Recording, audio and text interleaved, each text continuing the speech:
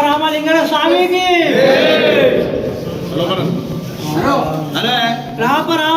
రామేశ్వర లింగానికి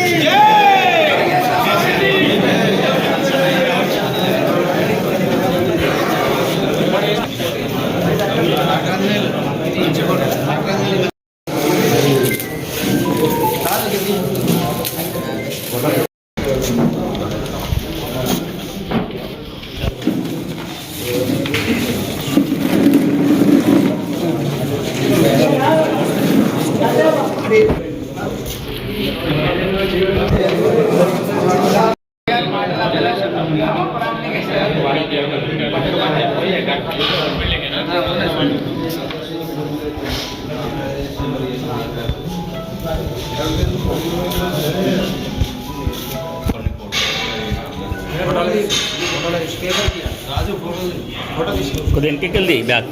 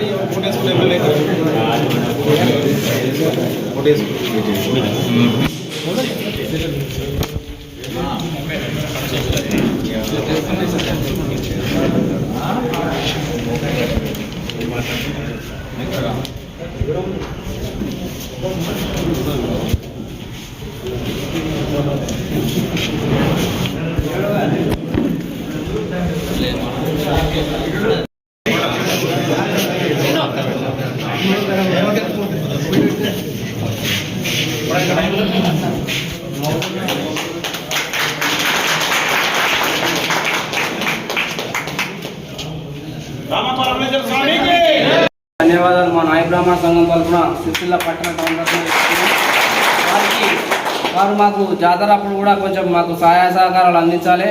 ఎప్పుడు కూడా ప్రతి సంవత్సరం మాకు అక్కడ బందోబస్తుగా పోలీసులు వస్తారు. ఈసారి కూడా మాకు సహాయ సహకారాలు అందించి మాకు ఈ జాతరను ఘనంగా నిర్వహించేటట్టు వారు మా మీద దయతోటి సహాయ సహకారాలు అందించవలసిందిగా కోరుతున్నాం.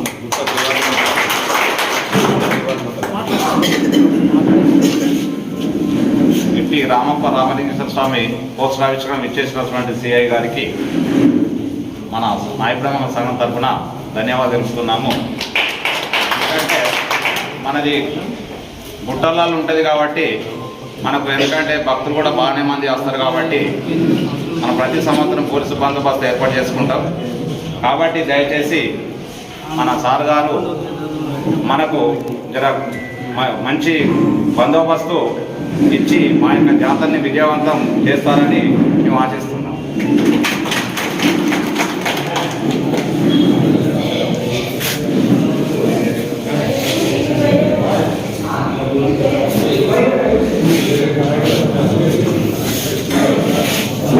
ఈరోజు మన నాయ బ్రాహ్మణ సేవా సంఘం పట్టణ అధ్యక్షులు సమ్మడ శ్రీనివాస్ గారి అధ్యక్షతన జరిగినటువంటి పోస్టులావిష్కరణ కార్యక్రమానికి చేసినటువంటి మన పట్టణ సిఐ గారు కృష్ణ గారికి వారికి మా యొక్క నాయ బ్రాహ్మణ సంఘం తరఫున ప్రత్యేకించి ధన్యవాదాలు తెలియజేస్తున్నాము.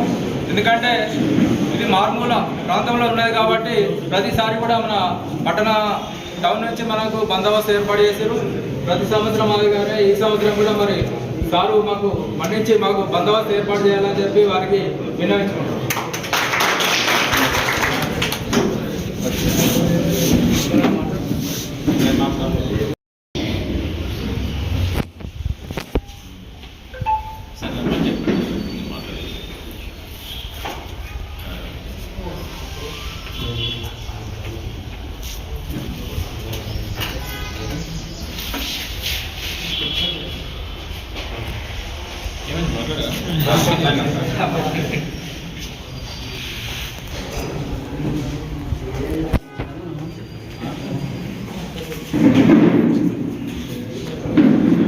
సిరిసిల్ల పట్టణ న్యాయ బ్రాహ్మణ సంఘం సభ్యులందరికీ, అలాగే పెద్దలు, అధ్యక్షులు మరియు ఈరోజు ఈ పోస్టర్ ఆవిష్కరణకు ఇచ్చేసినటువంటి ఆహ్వానించిన శ్రీనివాస్ టౌన్ అధ్యక్షులు గారికి మరియు సిఐ కృష్ణ గారికి హృదయపూర్వక నమస్కారాలు తెలియజేస్తూ,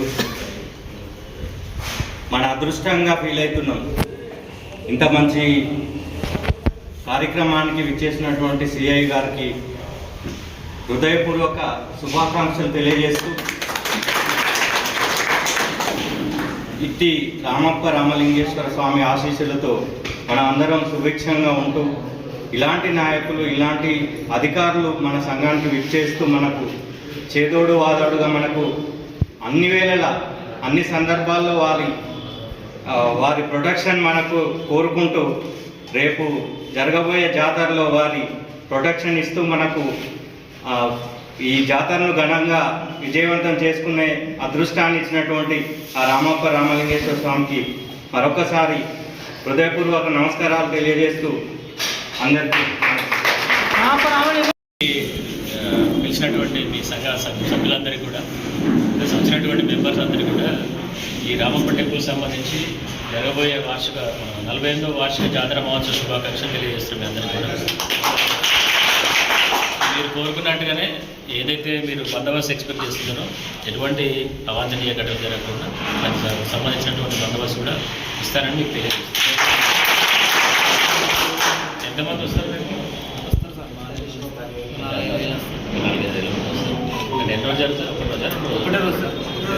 6 ముగిస్తుంది సార్. సాయంత్రం ఈవినింగ్ 6 వరకు అయిపోతుంది. నాకు ముందు ఒకసారి చేస్తే ఒక రిక్వెస్ట్ ఇస్తాను, చేస్తాను. అంతేకాకుండా ఇప్పుడు మీరందరూ కూడా అంటే ఒక మంచి కార్యం గురించి ఈరోజు మీ షాపులన్నీ బంద్ చేసుకుని వచ్చారు, నాకు కూడా మంచిగా అనిపిస్తుంది. ఇట్లాంటి కార్యక్రమాలు చేసుకునేటప్పుడు మాకు సంబంధించిన వరకు కొన్ని విషయాలు కూడా చెప్పాలి కాబట్టి చెప్తున్నాను. మీరు ఎన్ని ఫండ్స్ పెట్టి టెంపుల్ కట్టి అక్కడ గ్రిల్ డోర్లు కానీ సీసీ కెమెరాలు కానీ సరిగ్గా ఏర్పాటు చేసుకోండి. అన్నిటి దగ్గర కాంప్రమైజ్ కూడా కడతారు. గుడి నిర్మాణం కావచ్చు, అందులో వచ్చే మెటీరియల్ కావచ్చు, అన్నిటికీ కాంప్రమైజ్ కాదు. లాస్ట్కి 4 సీసీ కెమెరాలు పెట్టుకోమంటే మాత్రం కాంప్రమైజ్ అవుతారు. దొంగతనం అయితే వచ్చి మళ్ళీ పోలీస్ స్టేషన్లో కూర్చుంటారు. దయచేసి నేను చెప్పేది ఏంటంటే అక్కడ విలువైన వస్తువులు ఉన్నాయా లేవా అనేది సంబంధం లేదు. అక్కడ మన నమ్మకానికి సంబంధించినటువంటి దేవుడి విగ్రహాలు ఉంటాయి. ఇంకేదైనా ఎవరైనా వచ్చి డిస్టర్బ్ చేసినా, లేకపోతే అడవి జంతువులు వచ్చి డిస్టర్బ్ చేసినా అక్కడ డిస్టర్బ్ అవుతుంది. కాబట్టి మనుషులు చేసినా ఎవరు చేసినా తెలియక ఊరికే మళ్ళీ వాళ్ళ మీద వీళ్ళ మీద జపం పెట్టి అనవసరమైన గొడవలకు దారి తీయకుండా ఉండడం గురించి పెట్టేటప్పుడే గ్రిల్ డోర్స్ కానీ డబల్ గ్రిల్ డోర్స్ పెట్టుకొని ఏదో బయట తాళం వేసినట్టు కాకుండా ఇంటర్నల్గా లాక్ అయ్యేలాగా పెట్టుకోండి. ఓకే, ఇంటర్నల్గా లాక్ అయ్యేలాగా లాక్ సిస్టమ్ ఉంటుంది. ఇంటర్నల్గా lock system, central locking system తెలుసు కదా. మన షటర్లు ఎట్లయితే క్లోజ్ అవుతున్నాయో అవసరమైతే షటర్ లాంటిది పెట్టైనా క్లోజ్ చేయండి. నార్మల్గా మన గ్రిల్కి బయటకు వేసే తాళం కప్పు వేస్తే ఏమవుతుంది? పలకైనా పలగొట్టేస్తారు. దానివల్ల ఏం ఉపయోగం లేదు. గ్రిల్స్లలో కూడా ఒక ముద్దలాగా వచ్చి లోపలికి తాళం పెట్టి తిప్పే వస్తాయి. అట్లనే పెట్టాలి. సెంట్రల్ లాకింగ్ సిస్టమ్ లాగా డోర్ పెట్టైనా సెంట్రల్ లాకింగ్ సిస్టమ్ లాగా పెట్టాలి. అయితే స్టాండర్డ్గా పెట్టుకోవాలి. గుడి నిర్మాణం పూర్తి కాలేదు అయిన తర్వాత అంటే మళ్ళీ అవకాశం కాదు. మళ్ళీ ఏదో ఇన్సిడెంట్ అయిన తర్వాతనే మనం మాట్లాడుకోవడం, మళ్ళీ అప్పుడు కెమెరాలు పెట్టుకోవడం జరుగుతుంది. దానికి సంబంధించి కూడా ఒక దాతని ఇప్పుడే మీరు వెతుక్కుంటారనే ఉద్దేశంతో ఒక మంచి పని కాబట్టి అది ఇప్పుడే మీరు చేస్తారనే ఉద్దేశంతో నిర్మాణాలు ఉంది కాబట్టి ఫండ్స్ వస్తాయి కాబట్టి చెప్తాను. నిర్మాణం అయిపోయిన తర్వాత ఎవరు బాధలు ఎవరు బాధ్యతలు వాళ్ళకు ఉంటాయి. దాంట్లో కూడా కొంచెం బిజీలో మర్చిపోతారు. కానీ ఇప్పుడు అట్లా కాదు కదా. ఇప్పుడు అవకాశం ఉంది మనకి. ఇప్పుడు వచ్చేదాకానే ఎవరైనా ఒక దాతను పెట్టి మంచిగా 4-5 సీసీ కెమెరాలు ఫుల్ రెజల్యూషన్ ఉంటాయి. లేటెస్ట్ టెక్నాలజీ ఉపయోగించి ఒక 4 కెమెరాలు పెట్టుకుంటే మీకు అన్ని రకాలుగా సేఫ్గా ఉంటుంది. మీ నిర్మాణం కూడా సేఫ్ ఉంటుంది. మీరు ఇంటికాడ వచ్చినా కానీ మన టెంపుల్కి కెమెరాలు బాధ లేకుండా మీకు మంచిగా ఉంటుంది. ఓకే, లాక్స్ కానీ ఏది కానీ వాల్యుబుల్స్ ఏమైనా ఉంటే కూడా ఎప్పుడు దాంట్లో పెట్టకుంటే లాకర్ సిస్టమ్ కానీ లేకపోతే గుడికి సంబంధించిన ఎల్డర్ సీట్లో పెట్టుకోవడం, లేదంటే లాకర్ గోద్రేజ్ లాకర్ లాంటి సిస్టమ్ కానీ ఏదైనా పెట్టుకొని చేయాలి. ఎందుకంటే అది గోద్రేజ్ లాకర్ 120 కేజెస్ అట్లా పెద్దవి కూడా ఉంటాయి. అట్లాంటివి ఉంటే ఏదైనా వాల్యుబుల్స్ అందులో పెడితే కొలగొట్టాలన్నా అంత ఈజీ కాదు, తీసుకోవాలన్నా అంత ఈజీ కాదు. అక్కడ దాకా వచ్చి ఆ గుట్టెక్కి వాటిని పట్టుకుని ఎత్తుకున్నప్పుడు పోయేది అట్లా. అందుకే కొన్ని మనం పాటిస్తే ఎటువంటి దొంగతనాలు కానీ ఎటువంటి ఇష్యూస్ కానీ జరగవు. ఉండి పెడతారు. ఉండేసి కూడా ప్రాపర్గా గేజ్ కానీ అది కానీ అని కూడా కొట్టినా కానీ పగలకుండా గేజ్ ఎక్కువ పెట్టుకొని చేయించడం. అట్లాంటివన్నీ ప్రికాషన్స్ తీసుకోండి. చేసేటప్పుడే కాంప్రమైజ్ కాకుండా చేస్తే తర్వాత ఎటువంటి ఇన్సిడెంట్స్ జరగవు. ఓకేనా? ఇప్పుడు ఇదంతా నమ్మకాలకు సంబంధించినవి కాబట్టి కొంచెం జాగ్రత్తగా చేసుకోమని చెప్తున్నాను. చేస్తారా?